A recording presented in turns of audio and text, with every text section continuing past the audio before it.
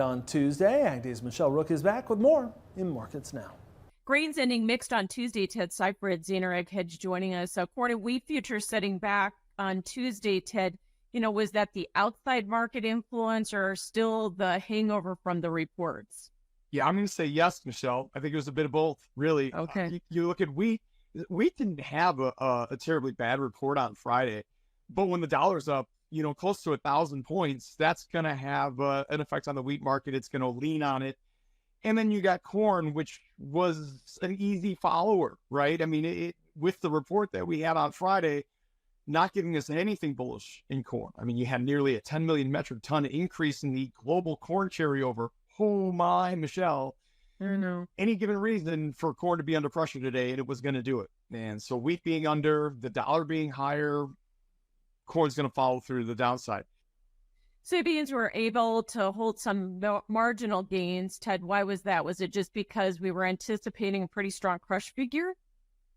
Soybeans were a little reluctant to really follow through. In fact, soybeans had been higher in the night session and earlier to start the day in anticipation of a record crush, which is what it was, with export inspections, which were pretty good, and they revised the previous week higher. So that's pretty good.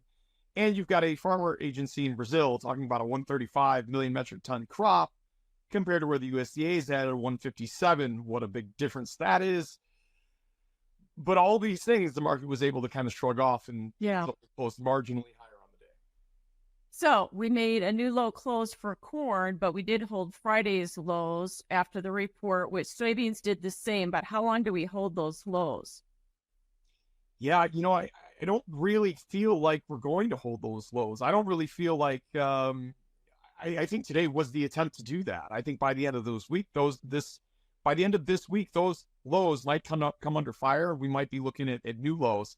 It just doesn't feel good from a price action standpoint, from a fundamental standpoint. We've been talking about problems in Brazil for months now, and the market just hasn't found any traction with that.